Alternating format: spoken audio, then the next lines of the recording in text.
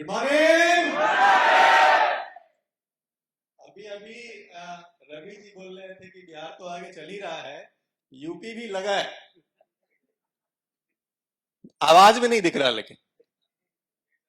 Good morning. क्या बात है, जोरदार तालियां सभी के लिए।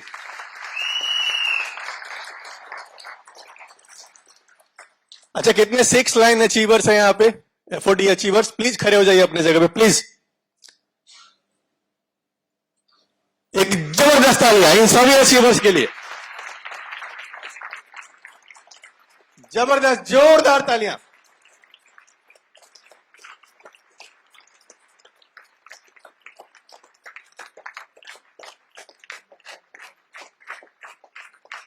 क्या बात है, प्लीज।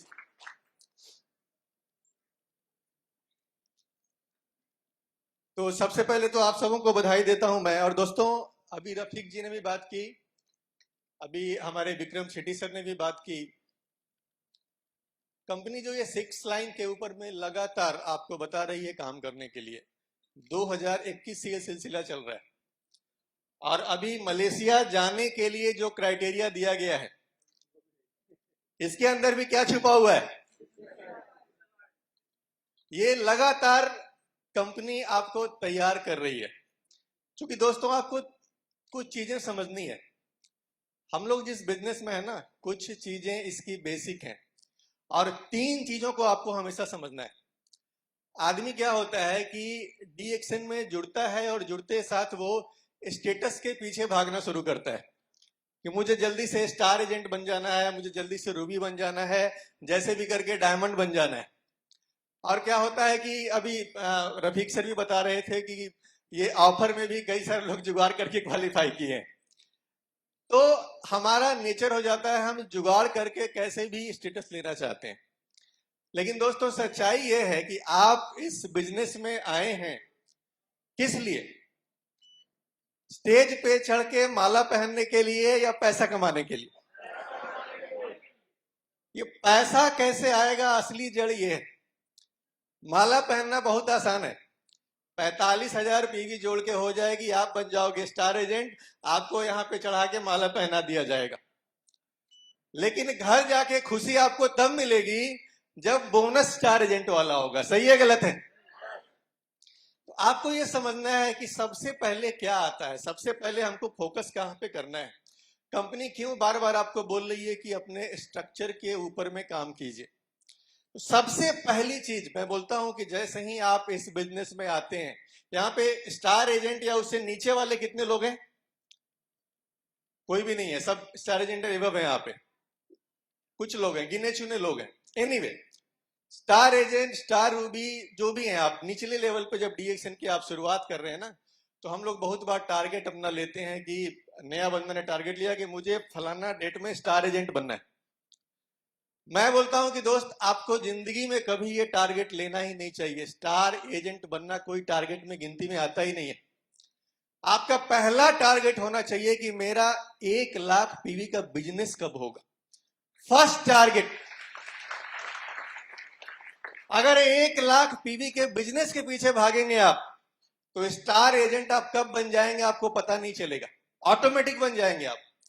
तो टारगेट जब भी आपका पहला टारगेट होना चाहिए ग्रुप पीवी। मेरा ग्रुप पीवी कितना है? क्योंकि ग्रुप पीवी जितना सॉलिड होगा उतनी मजबूत इमारत आप खड़ा कर सकते हैं। बेस वहीं पे है आपका।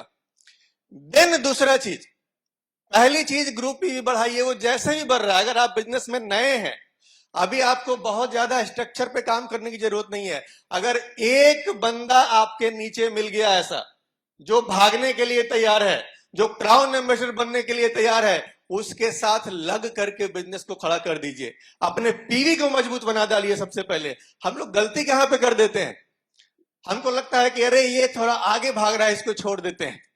या बहुत बार हम लोग उसको लंगी भी मार देते हैं कि बेटा थोड़ा कंट्रोल में रहे। दोस्त, यही पाप जिंदगी भर आप रोते रहेंगे इस बिजनेस में।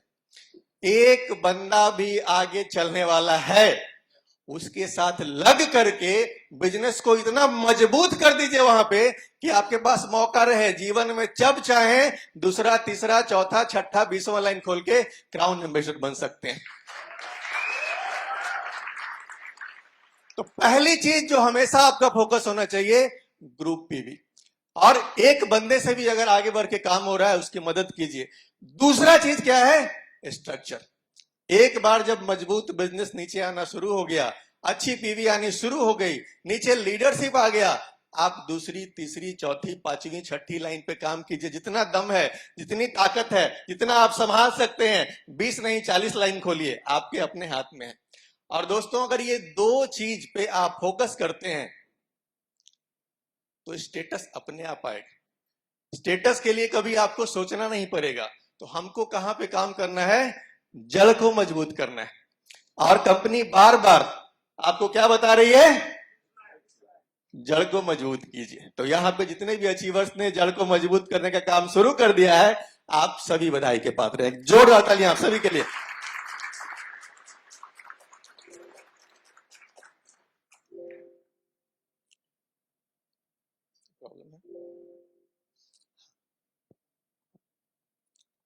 तो आगे बढ़ने से पहले सबसे पहले शुक्रिया अदा कर लिया जाए। कितने लोग करके आए हैं? अच्छा, मांग के आए हैं कि शुक्रिया अदा करके आए?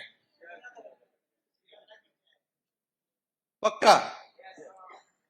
हमें से ज्यादातर लोग बस मांग ही रहे, जिंदगी भर मांगे चला जा रहे हैं। आज ये दे दीजिए, कल वो दे दीजिए। गलती से हमारे बजाय पड़ोसी को मिल जाए तो भी दिक्कत है कि भाई उसको काहे दे दिए। सही है गलत है? लेकिन दोस्तों, एक बार इस नेचर को बदल के देखिए, एक बार ऊपर वाले को थैंक्स बोल के देखिए। जब आप गिनने बैठेंगे ना, तो पता नहीं कितनी सारी चीजें, अभी आप क्राउन एम्बेसडर नहीं है, हो सकता है अभी 1 लाख का चेक आपका नहीं आ रहा होगा, लेकिन इसके बावजूद हो सकता है बिजनेस में आज आए ही हैं आप, अभी आपने फॉर्म भरा है, लेकिन इसके बावजूद आपके जीवन में न जाने कितनी सारी चीजें हैं जिसके लिए आप थैंक यू बोलते बोलते थक जाएंगे, गिनती खत्म नहीं होगी। और थैंक यू बोलना किस लिए जरूरी है? थैंक यू बोलना इसलिए जरूरी है, थैंक यू बोलना सुपर पावर है। दोस्तों, भगवान ने आपको जीवन दिया है और इतने सारे सुपर पावर्स भी दिए, हमको पता नहीं है। हम लोग अनिभिज्ञ हैं, या जानते नहीं है, या तो उसको गलत तरीके से इस्तेमाल करते हैं।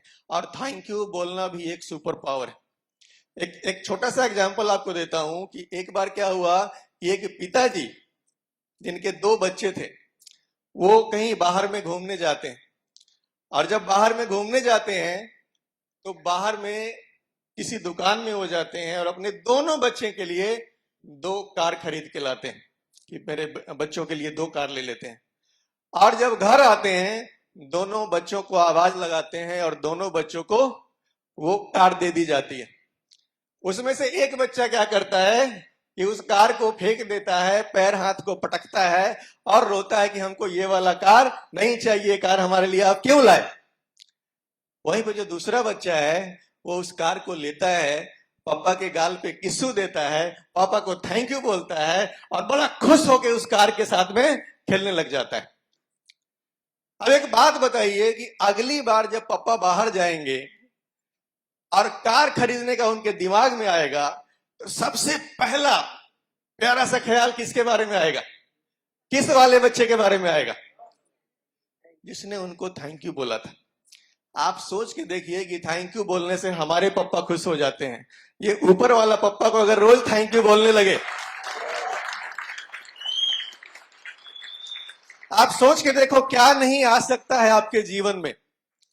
और दोस्त, ऊपर वाले की कृपा जब हो जाए ना, बोलते हैं ना, राई को पहाड़ कर देते हैं, पहाड़ को क्या औकात है हम लोगों की। इस बिजनेस ने वो सब दिया है जो कभी सोच नहीं सकते थे, कभी सपने में नहीं सोच सकते थे। जब अपने विद्यार्थी जीवन को याद करता हूं और ग्रेजुएशन में था मैं, कोई सपना नहीं था, कोई ड्रीम नहीं था, जीवन के बारे में कोई प्लानिंग नहीं थी, कुछ भी नहीं। एक निखट्टू सा नौजवान, एक बेमकसद की जिंदगी जीने वाला नौजवान।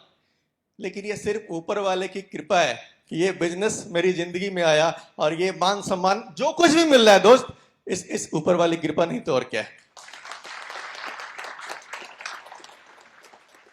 हम लोग बोलते हैं कि बहुत पीवी आ रहा है, बड़ा लीडर है। यार पीवी तो आ रही है, लेकिन ये प्यारे प्यारे लीडर्स हैं, ये मांझी जी हैं, इतना प्यारा बंदा, ये यहाँ पे गुप्ता जी बैठे हुए हैं, मेरे बस का नहीं था ये इन सबको अपने डाउनलाइन में लाना। न जाने कितने लोग हैं, सबका नाम मैं नहीं ले पाऊंगा। ये सिर्फ और सिर्फ जब ऊपर वाले की कृपा होती है तब आपके साथ में होता है। और ऊपर वाले की कृपा सिर्फ और सिर्फ एक चीज से आती है कि जो काम आप कर रहे हैं पूरी ईमानदारी के साथ, पूरी शिद्दत के साथ उस काम को लगातार लगातार लगातार करते चले जाइए, और कोई दूसरा रास्ता नहीं। भाई ये आगे के बदले पीछे जा रहा है। एनीवे, यहां पे स्क्रीन पे भगवान बुद्ध है, और भगवान बुद्ध की ये लाइन दुनिया में सबको पता है, the mind is everything, what you think you become. दुनिया में सबसे ताकतवर कौन सी चीज है? आपका माइंड है। भगवान ने आपको बनाया है, और बना करके इस धरती पे आप जो कुछ भी हासिल करने वाले हैं वो सारी की सारी शक्ति कहां पे डाल दी है? सबका मैग्नेट यहीं पे है। और ये मैग्नेट ऐसा नहीं है कि प्रियरंजन के पास है, मांझी जी के पास है और किसी और के पास नहीं है, ऐसा है क्या? ये मैग्नेट भगवान ने सबको दिया हुआ है और एक बराबर दिया हुआ है। बस हमको इसको इस्तेमाल करने का सही तरीका पता होना चाहिए।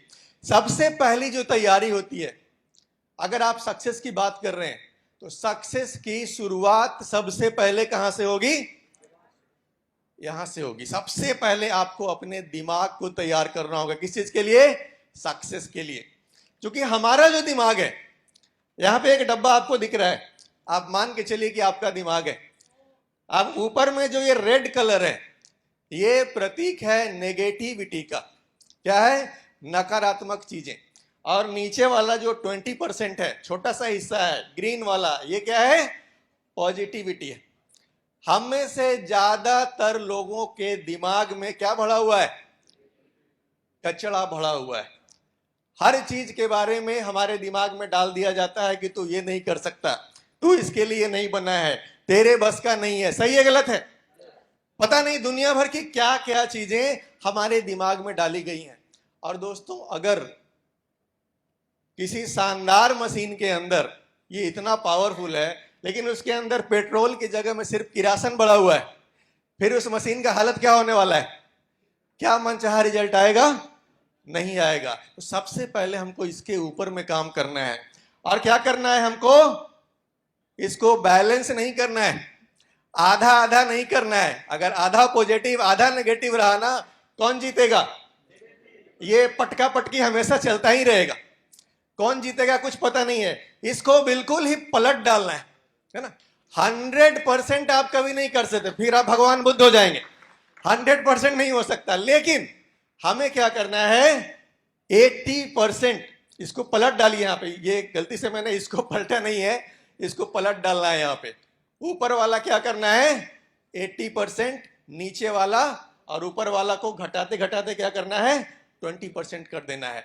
पॉजिटिव विचार यहाँ पे ज्यादा होना चाहिए, नेगेटिव विचार यहाँ पे कम होना चाहिए। यहाँ पे ये महान वैज्ञानिक हमारे सामने खड़े हैं, अल्बर्ट आइंस्टीन साहब। इनकी एक बड़ी खूबसूरत लाइन है कि logic will get you from A to B and imagination will take you anywhere. अब लॉजिक क्या होता है? हम जितना जानते हैं उतने के बीच में ही हम सोचते हैं, और उतने के बीच में ही हम तर्क कुतर्क कर लेते हैं। आप कोई आदमी अगर चाय की दुकान चला रहा है और आप जाके उसको बोले कि अरे ये चाय तो आप जिंदगी में पता नहीं कब से बेच रहे हो, देखो आपकी जिंदगी कैसी है, आप ये चाय देखो, ये चाय पियो और इस चाय के बारे में बात करो, ये चाय आपको लाखों रुपया महीना देगा, देश विदेश घुमाएगा, पता नहीं क्या करेगा। लेकिन उस बंदे का लॉजिक क्या होगा? जो उसके पिछले जीवन में उसने देखा है, जाना है, उसके आधार पे वो अपना लॉजिक देगा कि नहीं भैया ऐसा तो हम बहुत देखें, ऐसा कोई सिस्टम काम नहीं करता है। तो लॉजिक जब तक आप देते रहेंगे ना, क्या होगा, आप ए से बी तक जा सकते हैं। लेकिन इमेजिनेशन, इमेजिनेशन एक ऐसी चीज है जो आपको कहां तक लेकर के जाएगी, कोई लिमिट नहीं है। आज आप कहां हैं इससे कोई फर्क नहीं पड़ता, इमेजिनेशन आपको कहीं भी लेकर के जा सकती है। तो आप अगर इस बिजनेस में आ गए हैं, सबसे पहली चीज क्या करनी है, अपने विजन को बड़ा करना है। दोस्त, आपकी जिंदगी उतनी ही बड़ी होती है जितना बड़ा आपका विजन होता है। आपके विजन से बड़ी आपकी जिंदगी हो ही नहीं सकती है। एक आदमी जिंदगी भर कचरा साफ करते हुए अपनी जिंदगी जी के मर जाता है, क्यों? उसका विजन कभी उससे बड़ा। एक आदमी रेलवे की नौकरी पकड़ ले और टिकट खिड़की पे बैठा हुआ पूरी जिंदगी काट के मर जाता है, क्यों? उससे बड़ा विजन उसने लाइफ में देखा ही नहीं। आपके विजन से बड़ी आपकी जिंदगी कभी भी नहीं हो सकती है। तो सबसे पहले आपको क्या करना है, अपने विजन को बड़ा नहीं, कितना बड़ा करना है, बहुत बड़ा। जितना बड़ा इमेजिनेशन कर सकते हैं कीजिए। देन दोस्तों, दुनिया कुछ नियमों पे चलती है। एक नियम होता है ग्रेविटी का नियम। आप अच्छे आदमी हैं चाहे बुरे आदमी हैं, आपको अगर छत पर से फेंक दिया जाए तो कहां जाएंगे आप?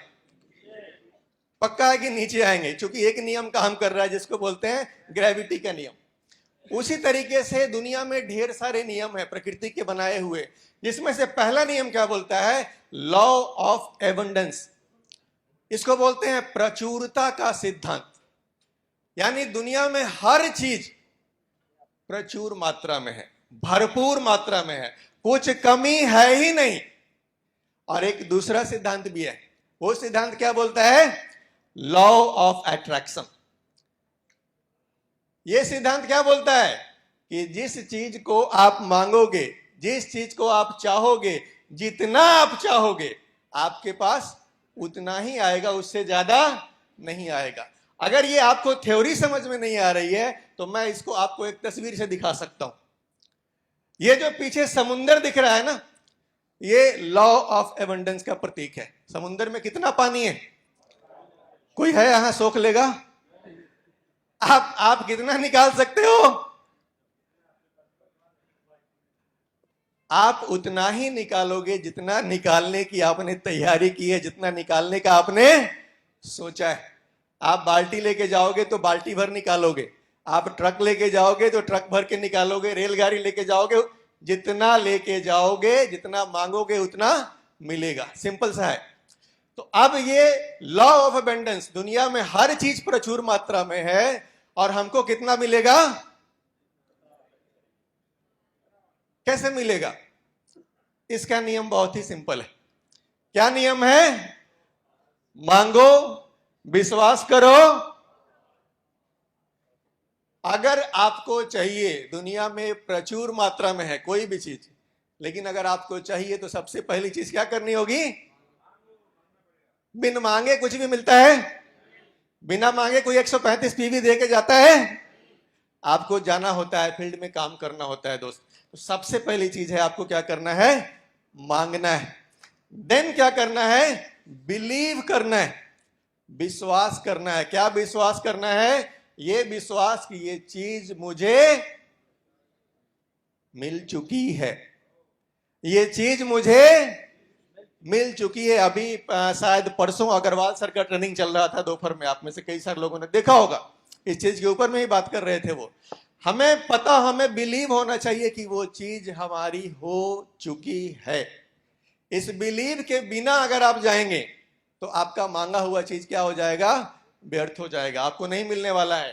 तो मांगिए, विश्वास कीजिए और पाइए। ये सिंपल सा नियम है। दुनिया में कुछ भी, आप जो चीज भी चाहते हैं अपने जीवन में, ये हर चीज आपको मिल सकती है। किस नियम के आधार पे?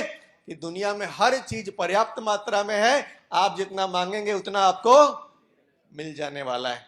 देन अब क्या करना है, जब आपने मांग लिया ऊपर वाले से, तो ऊपर वाला कभी भी आकर के आपके घर में खड़ा नहीं हो जाएगा कि बेटा तू कार मांगा है तो ये ले कार। ऐसा है? आपने घर मांगा और ऊपर वाले ने आके बोला कि बेटा मैं तेरी तपस्या से खुश हुआ, ये ले घर। ऐसा कभी हुआ है? ऐसा कभी नहीं हुआ है दोस्त। जब आप मांगते हैं तो ऊपर वाला एक इशारा करता है। ऊपर वाला कभी नहीं ये बताता कि बेटा ये ले, सीधा डायरेक्टली कभी मिलने वाला नहीं है। ऊपर वाला क्या करेगा? इशारा करेगा। ऊपर वाला आपको क्या देगा? चांस देगा। आप जब डी एक्शन में किसी को प्लान दिखाने जाते हैं, या कभी कोई आपको प्लान दिखाने आया था, तो आपको ऊपर वाले ने क्या दिया था? आपको एक चांस दिया था। देन उसको चुनना या नहीं चुनना किसके हाथ में? ऊपर वाले ने मौका दिया, लेकिन उसको चुनेंगे या नहीं चुनेंगे ये किसके हाथ में है? आपके हाथ में है। चॉइस करना आपके हाथ में है। लेकिन सिर्फ चॉइस कर लेने से नहीं होगा, एक तीसरी चीज भी है यहां पे। ये क्या है? चेंज करना होगा। अब आपको अपनी आदतों को क्या करना होगा? बदलना होगा। ढेर सारे बदलाव अपने जीवन में लाने होंगे। देन आपको क्या होता है? मांगी हुई चीजें मिलती हैं। डी एक्शन में बदलाव का मतलब क्या है? डी एक्शन में बदलाव का मतलब है सिस्टम को अपनाना। कल तक आपकी आदत थी घर में आराम से बैठे रहने की, अब आपको एक नई आदत लगानी होगी, लोगों से बात करने की। सही है गलत है?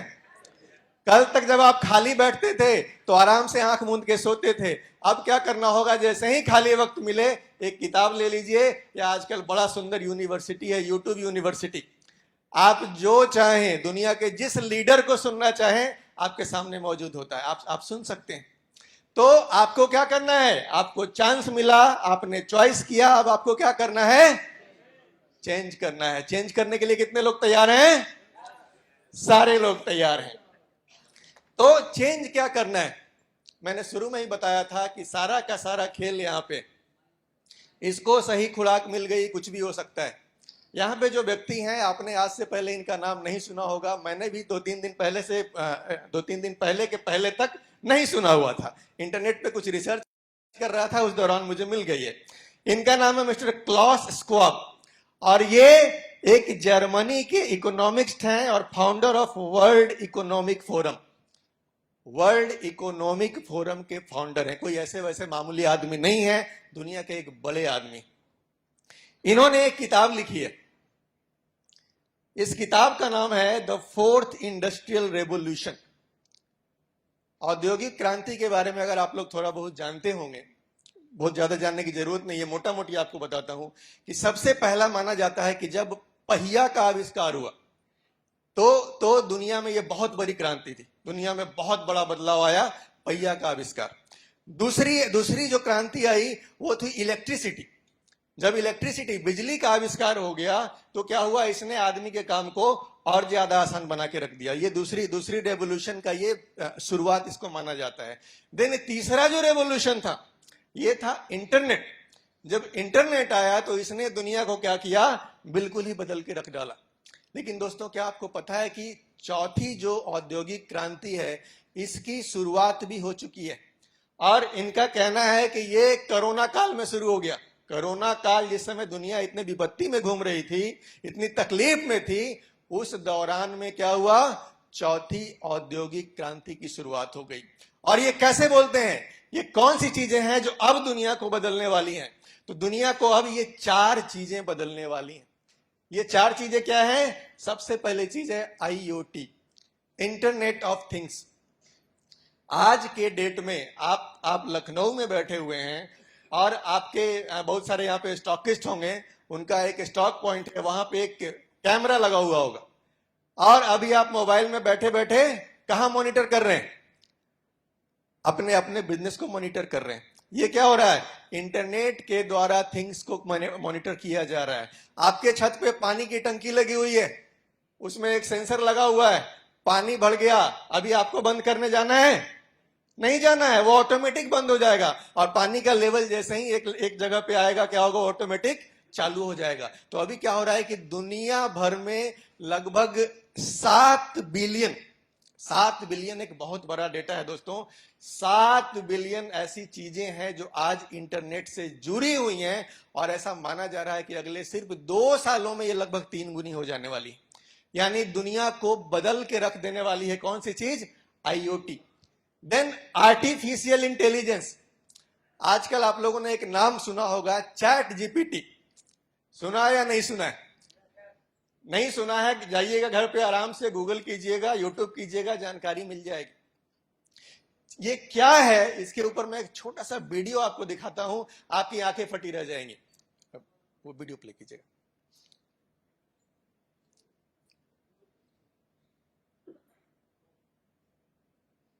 हाँ, क्रोम में।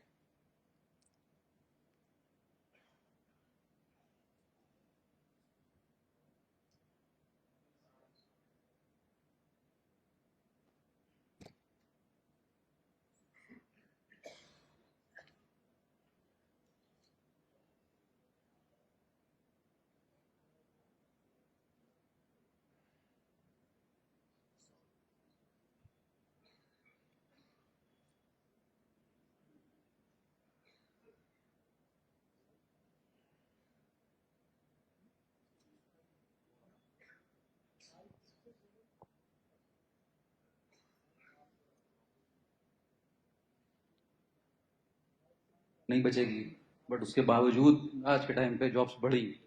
सो आई थिंक एआई आएगा, बट ह्यूमन बीइंग का जो वो है, वो एसेंस हो रहा है, वो मतलब रहेगा ही रहेगा। ये हो सकता है कि जॉब बिल्कुल खत्म नहीं होंगे, लेकिन जहां हमें 10 कंटेंट राइटर्स की जरूरत होती थी वहां से वो 5 जरूर हो जाएंगे, क्योंकि आधा। सर, जैसा आजकल लोग बेसिकली बोल रहे हैं कि एआई आ गया है, मशीन लर्निंग आ गया है, तो उसमें से जॉब जाने वाली है। बट जैसा कि 80s के टाइम पर भी कंप्यूटर आ रहे थे, तो सर सबको लग रहा था कि जॉब नहीं बचेगी, बट उसके बावजूद आज के टाइम पे जॉब्स बढ़ी। सो आई थिंक एआई आएगा, बट ह्यूमन बीइंग का जो वो है, वो एसेंस हो रहा है, वो मतलब रहेगा ही रहेगा। ये हो सकता है कि जॉब बिल्कुल खत्म नहीं होंगे, लेकिन जहां हमें 10 कंटेंट राइटर्स की जरूरत होती थी वहां से वो 5 जरूर हो जाएंगे, क्योंकि आधा काम चैट जीपीटी कर रहा है, बल्कि कम भी हो सकता है उससे ज्यादा। कितने हैं जिन्होंने आज तक चैट जीपीटी को यूज नहीं किया है? आप लोगों को कुछ नहीं आइडिया है कि क्या हो रहा है और क्या होने वाला है। This is all what I can say. और चैट जीपीटी अकेला नहीं है, अभी उसका बहुत ज्यादा बज क्रिएट हो गया है मार्केट में, बट उसके अलावा और भी बहुत सारे ऐसे सॉफ्टवेयर हैं जो कि एआई बेस्ड है और अलग अलग तरीके से डिस्टर्ब कर रहे हैं अलग अलग इंडस्ट्रीज को। और अब क्या हो रहा है इस बार, पहली बार हिस्ट्री में, कि सब कुछ जो अलग अलग था वो सिंथेसाइज हो गया है, वो सब कुछ एक साथ आ गया है। तो कुछ इतना बड़ा हो रहा है which is beyond your imagination. और ये बात आप कर रहे हो आज, यानी चैट जीपीटी 4 के बारे में आप बात कर रहे हो। सोचो 5 में क्या होगा, 6 में क्या होगा, 10 में क्या होगा। बिल्कुल ऐसा है, जब कंप्यूटर आया था तब कैसा था, या जब मोबाइल आया था तब कैसा था, और आज कैसा है। तो आप समझ सकते हो कि अगले 2 साल में, 5 साल में, 10 साल में क्या होने वाला है। इंडिया में जो मैं ऑब्जर्व कर रहा हूं, जितने भी लोगों से बात कर रहा हूं, या तो वो इग्नोरेंट है, यानी उन्हें पता ही नहीं है कि ऐसा कुछ हो रहा है, या वो डिनायल मोड में। आपके साथ में कुछ इंटरेस्टिंग डेटा शेयर करता हूं, उससे हो सकता है थोड़ा सा दिमाग खुलेगा और आप लोगों को समझ आएगा कि दुनिया अब किस डायरेक्शन में भाग रही है। चैट जीपीटी के बारे में किसी को पता है कि कितने इंप्लॉइज हैं उस कंपनी में? एनीबडी जिसको आइडिया हो? किसी को नहीं पता। उस कंपनी में आज से 1 साल पहले थे 200 इंप्लॉइज, आज है सिर्फ 400 इंप्लॉइज। तो आप सोच करके देखो, एक ऐसी कंपनी जहां पे सिर्फ 200 इंप्लॉइज हैं, उन्होंने कुछ ऐसा क्रिएट कर दिया जो वो कंपनी क्रिएट नहीं कर पाई जहां पे लाखों इंप्लॉइज हैं। तो इंप्लॉइज की जरूरत कहां है कुछ भी बड़ा क्रिएट करने के लिए। और इस बार में और पिछली बार में फर्क ये है कि जब भी कोई टेक्नोलॉजिकल डेवलपमेंट हुआ है, चाहे वो मशीनरी हो, फिर चाहे वो न्यूक्लियर वेपन्स हो, उस सब में लोगों ने काम किया है और फिर वो आगे डेवलप हुई है टेक्नोलॉजी। इस बार फर्क ये है कि एआई को हमने डेवलप किया, अब एआई एआई को डेवलप कर रही है। ये बात समझनी बहुत जरूरी है। आर्टिफिशियल इंटेलिजेंस है, वो इतनी इंटेलिजेंट होती चली जा रही है कि वो खुद सीख पा रही है, खुद समझ पा रही है, और उसमें से रोज नई नई कैपेबिलिटीज इमर्ज हो रही है। This is exponential growth, much faster than thought. जहां तक आप सोच नहीं सकते हो उतनी तेजी से ये ग्रो हो रही है। मशीन काम कर रही है, इसको मशीन लर्निंग बोलते हैं। मशीन को पहले हम ट्रेन करते हैं, फिर उस मशीन को जितना हम यूज करते हैं वो मशीन और ट्रेन होती चली जाती है। एआई के जितने भी एक्सपर्ट्स हैं आज की डेट में, उन्होंने आज से 10-20 साल पहले प्रेडिक्ट किया था कि जैसे जैसे एआई डेवलप होगा तो सबसे पहले जो जॉब जाएंगी वो जाएंगी ब्लू कॉलर जॉब्स, यानी कि वो लोग जो बहुत ही बेसिक लेवल का मैकेनिकल काम करते हैं, लेबर वर्क करते हैं, ड्राइविंग करते हैं, ये करते हैं, वो करते हैं। रोबोटिक्स आएगा और वो वाली जॉब चली जाएगी। ऐसा हमने मूवीज में भी देखा है, साईफाई मूवीज में। फिर उसके बाद में जाएगी व्हाइट कॉलर जॉब्स, क्योंकि उसके लिए एक अलग लेवल की स्किल चाहिए। फॉर एग्जांपल जो ऑफिस में बैठ करके आप प्रोग्रामिंग कर रहे हो, कोडिंग कर रहे हो। उसके बाद में आखिरी में जो जॉब जाएंगी वो होंगी क्रिएटिव जॉब्स, जैसे फोटोग्राफर्स हो गए, डिजाइनर्स हो गए, विजुअलाइजर्स हो गए, राइटर्स हो गए। इसका एग्जैक्ट उल्टा हो रहा है। सबसे पहले जो जॉब जा रही है वो है क्रिएटिव जॉब्स और व्हाइट कलर जॉब्स। मतलब जो सबसे मुश्किल काम था वो एआई ने सबसे पहले कर दिया। अभी आप लोगों को समझ नहीं आएगी मेरी बात। एक काम करते हैं, मैं आपको प्रैक्टिकली कुछ दिखाता हूं, तब शायद आप लोगों का दिमाग खुलेगा। अपने पास में एक इमेज होगी जो मैंने क्रिएट करी थी एआई से, वो यहां पर आप प्ले करना एक बार। अब ध्यान से देखो इस इमेज को। क्या देखने में किसी भी एंगल से नकली लग रही है? रोबोट लग रही है या एक असली फीमेल लग रही है? इन लोगों ने क्या किया है, बिलियंस ऑफ इमेजेस जो इंटरनेट पे हैं, यानी कि हमारी इमेजेस और हम जैसे और लोगों की इमेजेस, उन सबको बिना हमारी परमिशन के इन लोगों ने क्या किया, उसको रीड किया, उसको समझा, उससे सीख लिया। तो कहीं से आंखें पिक करी, कहीं से नाक पिक करी, कहीं से लिप्स पिक करे, कहीं से ज्वेलरी पिक करी, कहीं और से कुछ पिक किया। अब ये female, there is a strong possibility पूरी दुनिया में कहीं एग्जिस्ट नहीं करती, but she is as good as a top model. ध्यान से समझो कितने लोगों की जॉब जाने वाली है इसकी वजह से। इसकी मतलब इस लड़की की वजह से नहीं, क्योंकि लड़की तो कहीं है ही नहीं। It is just a figment of imagination. Actual में लड़की कहीं एग्जिस्ट नहीं करती है। ये मॉडल अगर हम वैसे हायर करते तो इसके जो फीचर्स है, जो लुक है, इसको कम से कम हमको पेमेंट करनी पड़ती 20,000 से लेकर के 50,000 रुपए एक दिन की। ये शूट करने के लिए हमको पूरा एक सेट बनाना पड़ता, जिसकी कॉस्ट होती अगेन 15-20,000 रुपए से लेकर के 50,000 रुपए। इसके लिए एक फोटोग्राफर हायर करना पड़ता, क्योंकि ये इमेज ऑर्डिनरी इमेज नहीं है। आप लोग एमेच्योर्स हो तो आपको पता नहीं लगेगा, but this is very high quality photography. तो इसके लिए जो फोटोग्राफर चाहिए वो उस लेवल का चाहिए जो एक दिन का चार्ज करेगा कम से कम 50,000 रुपए से लेकर के लाख रुपए। इसके लिए चाहिएगा एक ऐसा मेकअप आर्टिस्ट जिसकी पेमेंट होगी कम से कम 5 से 10,000 रुपए। इसके लिए चाहिएगा एक स्टाइलिस्ट जो कि ये गारमेंट्स को हायर करेगा, ज्वेलरी को हायर करेगा या करेगी व्हाटएवर। तो कितने सारे लोग चाहिए। अब इन सब लोगों का क्या होगा? तो मैं सच को देख पा रहा हूं। I am not in a denial mode like most of you. तो आने वाले 1-2 साल के अंदर, 3 साल के अंदर, जब इसकी क्वालिटी और बेटर होती चली जाएगी तो हमारी इमेजेस बिकनी बंद हो जाएंगी।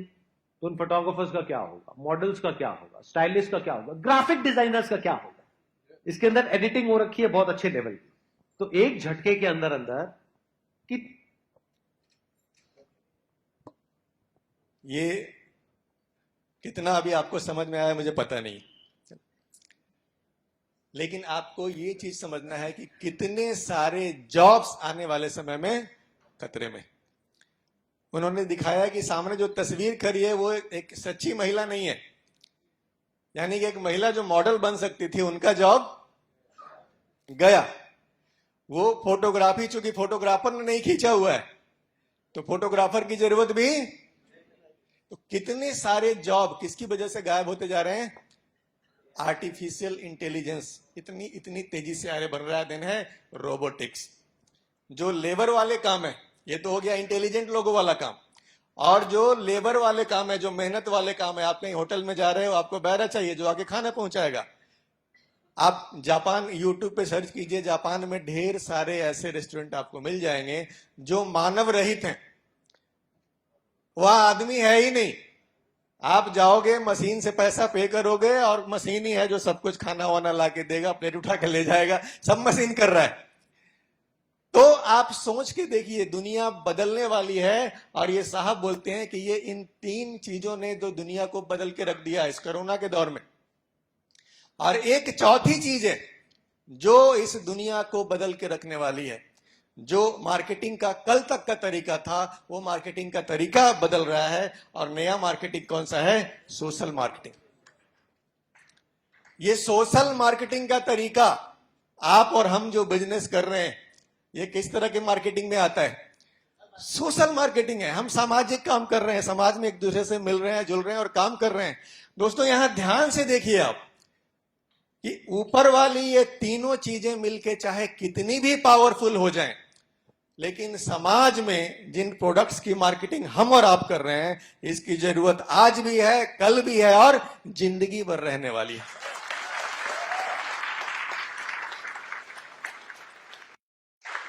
तो बाकी सारी चीजें दुनिया में और किसी के लिए भी खतरा हो सकती हैं, लेकिन डी एक्शन वालों के लिए कहीं भी कोई खतरा मौजूद ही नहीं। तो दोस्तों, हम सब बहुत ही खुशनसीब हैं, क्योंकि हम किस इंडस्ट्री के पार्ट हैं? सेल्स। और ये जो इंडस्ट्री है ना, दुनिया की सबसे बेहतरीन प्रोफेशन है, ये सबसे बेहतरीन प्रोफेशन। एक गरीब से गरीब आदमी अगर चाहता है कि मैं अमीर से अमीर, सफल से सफल बनूं, तो उसके पास दुनिया में एक ही रास्ता है। कौन सा रास्ता? बेचने का रास्ता। और ऐसे न जाने कितने लोगों को हम लोग जानते हैं, जिनमें से कुछ की तस्वीरें मैं आपको यहां दिखा सकता हूं। यहां पे जितने भी लोग आपको दिख रहे हैं, ये सब हमारी सोसाइटी के, हमारी दुनिया के सफल लोग हैं। और इन सब लोगों में आपको एक चीज कॉमन मिल जाएगी। कौन सी चीज? ये सारे के सारे लोग अपना प्रोडक्ट बेचने में कभी शर्म नहीं करते। ये सुनो, यहाँ पे सबकी तस्वीर है। आप एक आम आदमी, बिजनेसमैन से लेके यहाँ पे मोदी जी भी मौजूद है, हमारे देश के प्रधानमंत्री। लेकिन आप देखिए, जैसे ही इलेक्शन का समय आता है, आपको टीवी पे विज्ञापन मिलना शुरू हो जाएगा कि भाई हमारी पार्टी ये कर रही है। ये सिर्फ बीजेपी नहीं करती, सारी पार्टियां करती हैं कि नहीं? यानी कि दुनिया के जितने भी सफल लोग हैं, उनमें एक चीज कॉमन है। क्या है? ये सब कुछ न कुछ बेच रहे हैं। आम आदमी और गरीब आदमी की बीमारी क्या है कि इसको बेचने से सख्त नफरत। ये बेचना चाहता ही नहीं है कि भैया मेरे खानदान में आज तक किसी ने कुछ भी बेचा नहीं है। ये सारे लोगों की खूबी है कि इनको जब भी मौका मिले, जो भी मौका मिले, एक चीज बेच के पैसा आ रहा है, कोई दिक्कत नहीं, एक दूसरा चीज बेचने का भी तैयारी कर लेते हैं। लेकिन एक गरीब आदमी और एक आम आदमी की मेंटेलिटी क्या है कि वो जिंदगी में दूसरी अपॉर्चुनिटी चाहता ही नहीं है। एक बच्चे ने क्या किया कि खूब तैयारी की और तैयारी करके रेलवे की नौकरी बन गया। अब वो रेलवे में गार्ड है। वो दिन में 6 घंटे रेलवे के पीछे गार्ड बन के झंडी हिलाता है। और उसको शाम में क्या हुआ कि एक दिन मुकेश वर्मा जी मिल गए और ये बोलते हैं कि भाई तू दिन भर तो 6 घंटा दौड़ ही रहा है, ये तेरी एक्टिव इनकम का सोर्स है, तो ऐसा कर ये चाय पी और पिला, एक पैसिव इनकम का सोर्स क्रिएट कर ले। वो बंदा क्या जवाब देगा? मेरे पास टाइम। ये कौन सी मेंटेलिटी है? ये गरीब और मिडिल क्लास मेंटेलिटी है कि हम एक बार एक ड्रीम देखते हैं और उस ड्रीम को पूरा हो जाने के बाद जिंदगी भर उसी में गुजार देते हैं।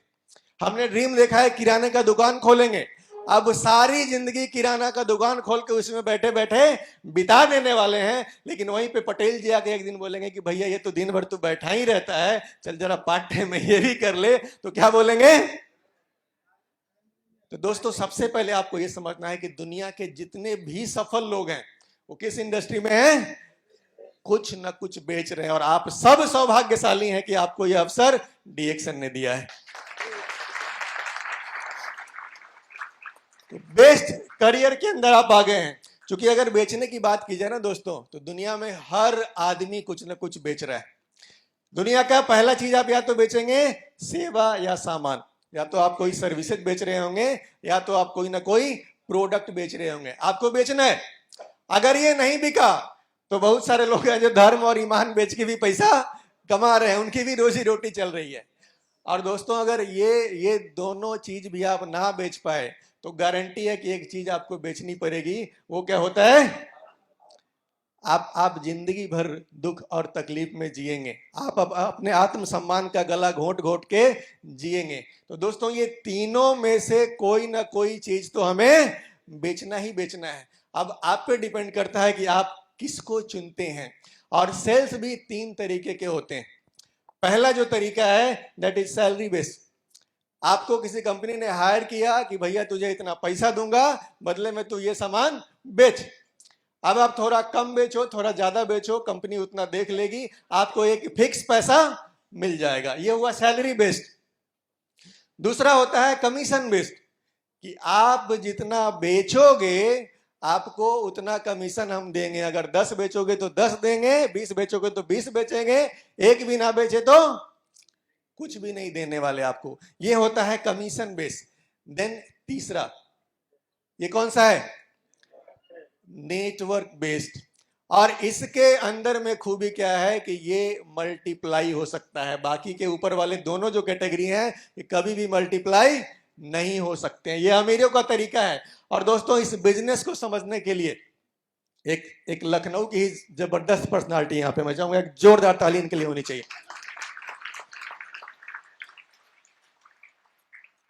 दोस्तों मार्केटिंग प्लान को समझने से ज्यादा जरूरी है यह समझना कि ये बिजनेस आपके लिए ऐसा क्या कर सकता है जो दूसरी अपॉर्चुनिटी आपके लिए नहीं कर सकती। दोस्तों आप कुछ भी बेच के और दूसरा कोई भी तरीका से पैसा कमा सकते हो, लेकिन जो ये बिजनेस आपको दे सकता है ना वो और कहीं नहीं मिलता है। इसके जीते जागते प्रमाण है ये great leader D K. Pandey sir, जो कि आपके उत्तर प्रदेश से लखनऊ से ही बिलोंग करते हैं। आजमगढ़ में एक जमाने में नौकरी किया करते थे।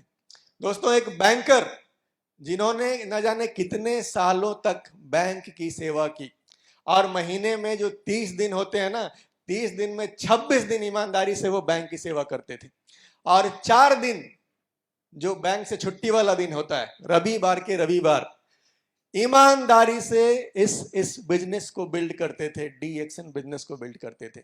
और दोस्तों जब इनकी अकस्मात मृत्यु हो गई, बैंक वालों ने 25,000 रुपए दे करके दाह संस्कार के लिए पल्ला झाड़ लिया था। लेकिन आज अगर इनके घर में खुशियां हैं, आज इनका बच्चा पता है कहां पढ़ रहा है, जहां से हमारे दाटुक डॉक्टर लिम सियो जिन ने IIT किया था खड़गपुर से, वहां इनका बच्चा इंजीनियरिंग पढ़ रहा है। आप सोच के देखिए। और दोस्तों ये सब कैसे पॉसिबल हुआ? सिर्फ और सिर्फ 4 दिन ईमानदारी से इस बिजनेस को बिल्ड करके। आप सोच के देखिए कि इस बिजनेस को हमको बिल्ड करना क्यों है। आप सिर्फ 1,000 रुपए, 2,000 रुपए और 1 लाख रुपए के लिए इस बिजनेस को बिल्ड नहीं कर रहे हैं दोस्त। बैंक का एम्प्लॉय मर जाए उसके परिवार वाले बैंकर नहीं होते हैं, लेकिन ये DXN में डबल डायमंड इनकी मृत्यु हुई थी, आज इनकी पत्नी डबल डायमंड है, इनके बच्चे डबल डायमंड है, उनकी आने वाली पीढ़ियां डबल डायमंड होगी। तो दोस्तों ये सिस्टम बिल्ड करने का बिजनेस है और इसलिए इस बिजनेस को बिल्ड करना जरूरी है। देन अगला जो रीजन है इस बिजनेस को हम क्यों बिल्ड करें, तो दैट इज दुनिया में जितने भी लोग हैं वो इनमें से कुछ तरीके की जिंदगी जी रहे हैं। सबसे पहला जीवन होता है लाइफ ऑफ सर्वाइवल, यानी एक ऐसी जिंदगी जो बस हम किसी तरीके से जी रहे हैं, किसी तरीके से सर्वाइव कर रहे हैं, किसी से 2 वक्त की रोटी आ जा रही है, इसको बोलते हैं लाइफ ऑफ सर्वाइवल। दूसरा होता है लाइफ ऑफ नेसेसिटी, हमारा जीवन ऐसा चल रहा है कि हमारी जरूरतों की सारी चीजें पूरी हो जा रही हैं, एक अच्छा जीवन हम जी रहे हैं। देन उससे आगे जब आप बढ़ते हैं तो होता है लाइफ ऑफ कंफर्ट, आपका जीवन और आनंदमय है, आपके पास चलने को 4 व्हीलर है, आपके घर में AC लगा है, एक शानदार घर में रहते हैं, बच्चों को अच्छी शिक्षा देते हैं, सारी सुविधाएं आपके पास हैं, लाइफ ऑफ कंफर्ट। देन आता है लाइफ ऑफ एक्सेलेंस, कि आपके पास बेहतरीन सुविधाएं हैं, है ना। कार पे चलना कंफर्ट है, लेकिन मर्सिडीज में चलना क्या है, एक्सेलेंस है। तो आपके पास एक्सेलेंस है, आपके पास सब कुछ बढ़िया है, लेकिन दोस्त इन सब से ऊपर एक जीवन होता है और इस जीवन को बोलते हैं लाइफ ऑफ सिग्निफिकेंस, यानी एक ऐसा जीवन जिसका कुछ अर्थ हो, एक ऐसा जीवन जिसका कुछ मतलब हो। और दोस्तों ये सिग्निफिकेंस का मतलब क्या होता है, अगर इसको हिंदी में लिखूं मैं, तो जब आप अपने जैसी उपलब्धियां दूसरों के जीवन में लाते हैं तब आपकी लाइफ क्या कहलाती है, सिग्निफिकेंस कहलाती है। और ये जीवन आपको कौन देता है दोस्त, DXN देता है। मैं बोलता हूं दोस्त कि DXN में क्राउन डायमंड बनना और क्राउन एम्बेसडर बनना सफलता की पहचान नहीं है। एक आदमी जिस दिन खड़ा होकर ये बोलने वाला हो गया ना कि मैं असफल हूं इनकी बदौलत, उस दिन आप सफल होते हैं, उस दिन आप सफल होते हैं। और ये मौका आपको ये बिजनेस देता है दोस्तों, आपकी लाइफ को सिग्निफिकेंट बनाता है ये बिजनेस, है ना। तो लाइफ को सिग्निफिकेंट बनाना क्या है, दैट इज एन आर्ट। मेहनत करनी होगी, सिग्निफिकेंट आपका लाइफ जो है ना वो ऐसे ही नहीं बनेगा, कुछ करना होगा उसके लिए। और 3 चीजें हैं यहाँ पे, क्या है चीजें, सबसे पहली चीज है विल। आपको ड्रीम देखने होंगे, आपको गोल सेट करने होंगे, अभी काफी सारी बात हुई है इसके ऊपर में, मैं वहां नहीं जाऊंगा।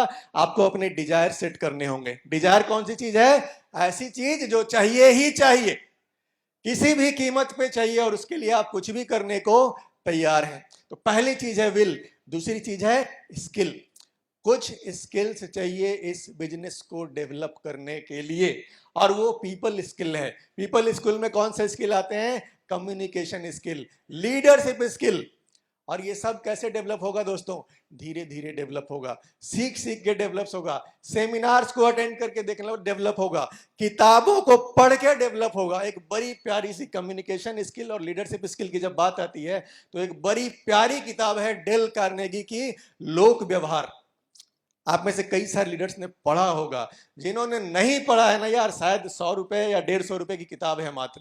आपको जीवन में ये किताब निश्चित रूप से खरीद करके पढ़नी ही चाहिए, क्योंकि मैं ये मानता हूं कि जो एक नेटवर्कर होता है ना, उसको तो बिल्कुल ऐसा होना चाहिए कि कितनी भी आंधी आए वो ऐसे झुक जाए। कितनी भी आंधी आए ना बेटा, ऐसे झुक जा फिर खड़ा हो जा, यही इसको बोलते हैं नेटवर्कर। और लोक व्यवहार आपको ऐसा ही बनना सिखाता है। बेहतरीन, दुनिया की बेहतरीन किताबों में से एक किताब है वो। तो ये स्किल्स हैं जो आपको धीरे धीरे धीरे धीरे धीरे धीरे क्या करना है? डेवलप करना होगा। Then faith. दोस्तों, फेथ होना चाहिए। बिना विश्वास के आप कहीं भी नहीं जा सकते। आपकी जिंदगी एग्जैक्टली उतनी ही बड़ी होगी जितना बड़ा आपका फेथ होता है। तो विश्वास आपके अंदर कूट कूट के बड़ा होना चाहिए। देन तीसरी चीज है विल, स्किल और रीफिल। रीफिल में क्या आता है? Relearn, revisit. हम लोग क्या होता है ना, दो तरीके के लोग होते हैं। एक बोलता है कि मुझे कुछ नहीं आता है, और दूसरा बोलता है कि मैं तो सब जानता हूं, अब मेरे ज्यादा कौन जानता है। जाहिल कौन है? एक आदमी है जो बोल रहा है कि मैं कुछ नहीं जानता हूं, शून्य हूं, और दूसरा बोलता है कि मेरे से बढ़कर जानकार कौन है। जाहिल कौन है? ये आप अंदाजा लगाइए, जाहिल कौन है। दोस्तों, कहा जाता है कि आप जितना ज्यादा सीखते हैं, जितना ज्यादा आपकी नॉलेज बढ़ती है, उतना ज्यादा आपको लगता है कि हम तो अभी और भी अज्ञानी हैं। दुनिया के जितने भी हमारे जो प्रोफेसर साहब हैं, एक जोरदार ताली मैं चाहूंगा सर के लिए। आज भी जब भी आपकी उनसे मुलाकात होगी, कितनी सफलता है उनके जीवन में, इतनी सफलता के बाद वो जब भी आपसे मिलेंगे, आप देखिएगा उनके हाथ में एक नई किताब जरूर होगी। एक नई किताब के साथ वो हमेशा मौजूद होते हैं। तो क्या करना है? अपने आप को रीफिल करते रहना है। जिस दिन आपने अपने आप को रीफिल करना बंद कर दिया, जिस दिन आपने सोच लिया कि अब तो भैया बहुत हो गया है, उस दिन क्या होता है? आपकी ग्रोथ बंद हो जाती है। दोस्त, अगर जीवन में ग्रोथ चाहिए ना, तो एक मंत्र आपको हमेशा याद रखना है। जब आप किसी पे उंगली उठाते हैं तो 3 उंगली किसकी तरफ होती है?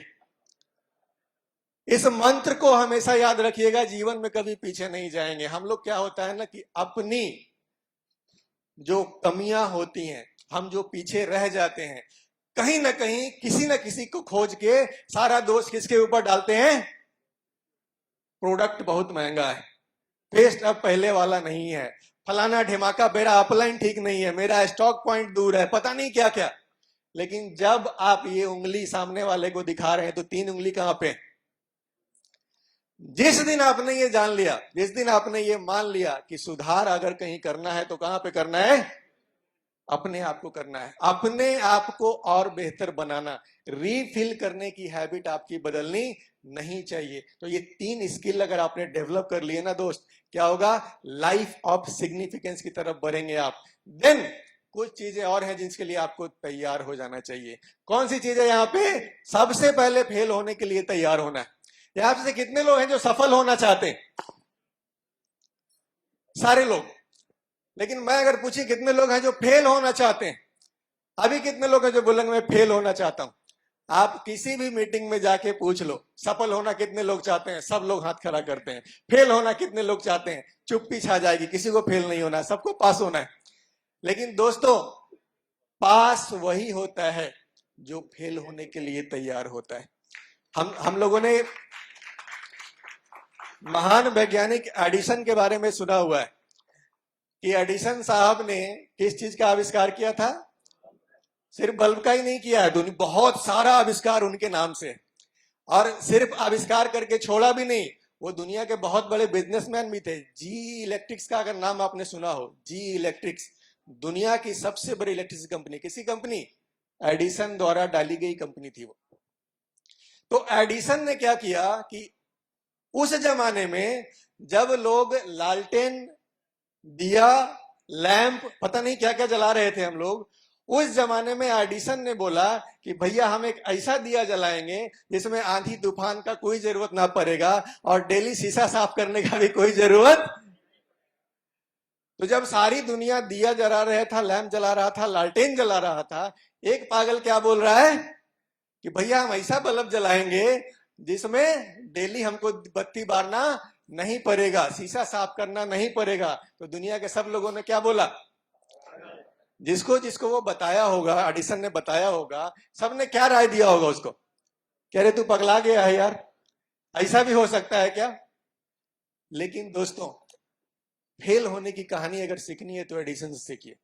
उन्होंने बोला कि मैं एक ऐसा दिया जलाऊंगा, और बेचारे ने पता नहीं साल 1.5 साल खूब मेहनत की, जम के मेहनत की, और एक दिन ऐसा आया कि पूरे मोहल्ले को बैठा करके बोले कि देखिए आज ये दिया हम जलाने वाले, जिसका नाम उन्होंने बल्ब रखा था। और वो समय आया, सारा मोहल्ला बैठा हुआ है, आप सोच के देखो, देखने वाले लोग बैठे हुए हैं, और बल्ब को जलाने के लिए बिजली की जरूरत होती है। उन्होंने यहाँ पे वो दिया लगाया और क्या किया, इस स्विच को दबाया कि देखो अब ये जलने वाला है। और जब स्विच को दबाया टिप, तो यहाँ पे क्या हुआ, बॉल नहीं चला, यहां से आवाज आई धड़ाम, फट गया। आप सोच के देखो कि बंदे ने 1 साल 1.5 साल लगातार मेहनत किया था, इतना करने के बाद आज पूरे मोहल्ले के बीच कैसी बेइज्जती हुई, आंसू बेइज्जती। आप सोचो जो जो जो वहां से देख के लौटे होंगे क्या क्या बोल रहे होंगे। उस बंदे को क्या करना चाहिए था, उस बंदे को छोड़ देना चाहिए था कि कहां से फितूर दिमाग में आ गया है मेरे। लेकिन वो पागल आदमी, उसने क्या किया, बोला कोई बात नहीं, 1 महीने बाद आप लोग को फिर से दिखाएंगे यही तमाशा। फिर से उसने 1 महीने पूरी प्रैक्टिस करी, सब तैयारी किया, और फिर से लगा दिया सेटअप, और बोला कि बस अब देखिए बटनवा दाबेंगे और क्या होता है। दबाया टिप, क्या हुआ, फिर धड़ाम। आप सोच के देखिए उस आदमी पे क्या बीत रही होगी दोस्त। 1-2 बार नहीं, एडिसन की कहानी अगर आपने पढ़ी है, सुनी है, तो 1-2 बार नहीं, 10 बार भी नहीं, 20 बार भी नहीं, 30 बार भी नहीं, कितनी बार, लगभग 1000 बार फेल होने के बाद में उनको क्या मिला था, एक सही बल्ब बना पाए थे, सही बल्ब जला पाए थे। तो ये क्या दिखाता है दोस्त, कि क्या हम बार बार फेल होने के लिए तैयार हैं। डी एक्शन बिजनेस में जब आएंगे ना, तो ये एडिसन वाला फॉर्मूला बहुत काम आता है। क्योंकि आप एक आदमी को जाके प्लान दिखाओगे, वो क्या करेगा, आपके बॉल को उड़ा देगा धड़ाम। आपके पास अगर एडिसन वाली हिम्मत नहीं होगी तो क्या होगा, 2, 4, 10 बॉल जलाते के बाद आप मार्केट से आउट हो जाएंगे। ऐसा ही होता है लोगों के साथ में। तो हमें फेल होने के लिए तैयार होना है, हमें मिस्टेक्स करने के लिए तैयार करना है। हमें क्या करना है, रिमेन अ स्टूडेंट, एक विद्यार्थी बने रहना है। इस बिजनेस में लगातार ग्रोथ चाहिए। एक ही तरीका है, क्या है, लगातार सीखते रहिए, लगातार सीखते रहिए। सर्व करने के लिए तैयार हो जाइए दोस्तों, सेवा करने का ये बिजनेस है। कल तक आपने जितना सेवा किया है, आज उतना पैसा आपके अकाउंट में 10 या 11 तारीख को आ जाता है। अगर चाहते हैं ये पैसा और बढ़े, आज से सेवा करना, आपको क्या करना है, और बढ़ा देना। ये सेवा करने का बिजनेस है दोस्तों। देन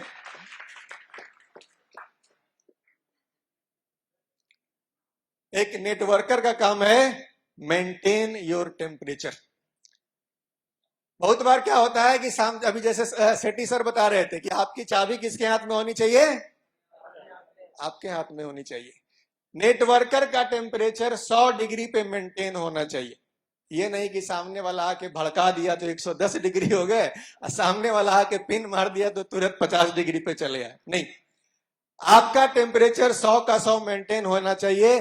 सामने वाला अगर आलू आया है तो भरता बन जाएगा, सामने वाला अगर अंडा आया है तो टाइट हो जाएगा। ये आपको करना है। नेटवर्कर का टेम्परेचर कभी भी बदलना नहीं चाहिए, एक टेम्परेचर में आपको चलना है। और दोस्तों, कुछ लोग जो अभी स्टार डायमंड नहीं बने, स्टार रूबी नहीं बने हैं, स्टार एजेंट नहीं बने हैं, उन लोगों के लिए मेरे पास यहाँ 2 सवाल है, इसके जवाब आपको लेते जाने हैं आज। पहला चीज, क्या ये बिजनेस सही है, क्या ये बिजनेस सही है। अब आप इस बिजनेस इस सवाल का जवाब आपको समझना है। दुनिया की सारी ताकतें चाहती हैं कि आप खरीदने वाला बना रहे। आप मार्केट से जब भी कोई चीज खरीद रहे हैं, मार्केट से जब भी कोई सेवा खरीद रहे हैं, तो किसी ना किसी के नेटवर्क में खरीद रहे हैं कि नहीं? अगर आप जियो का मोबाइल यूज कर रहे हैं तो किसके नेटवर्क में है आप धीरू भाई अंबानी के नेटवर्क में हैं। अगर आप एयरटेल का कर रहे हैं तो किसी और के नेटवर्क में है। अगर आप टाटा की कार खरीदते हैं तो आप टाटा के नेटवर्क में है। सही है गलत है? तो दुनिया की हर ताकत चाहती है कि आप उसके नेटवर्क में एक खरीदार बने रहें। लेकिन दोस्तों, सिर्फ यही बिजनेस है जो चाहता है आप बेचने वाले बन जाइए। ये सही है गलत है, ये डिसीजन आपको लेना है। देन दूसरा सवाल आपके मन में होता है कि क्या मैं इस बिजनेस को कर सकता हूं? तो दोस्त, इस सवाल का जवाब यह है कि आप इस बिजनेस को कर सकते हैं नहीं, ये इस बात पे डिपेंड करता है कि क्या आप अर्जुन बनने के लिए तैयार हैं। अर्जुन और कृष्ण की कहानी आपको पता है। कृष्ण भगवान ने क्या दिया था? सिर्फ और सिर्फ डायरेक्शन दिया था, सिर्फ और सिर्फ रास्ता दिखाया था। उस रास्ते पे चला था कौन? आपका जो अपलाइन है, आपका जो मेंटर है वो कृष्ण है, वो आपको रास्ता दिखा सकता है। चलना किसको होगा? तो दूसरे सवाल का जवाब है ये कि क्या आप अर्जुन बनने के लिए तैयार हैं? हेलो, कितने लोग तैयार हैं? तो ढेर सारी शुभकामनाएं आपको देता हूं और इन्हीं बातों के साथ अपनी बातों को विराम दूंगा। Thank you so much.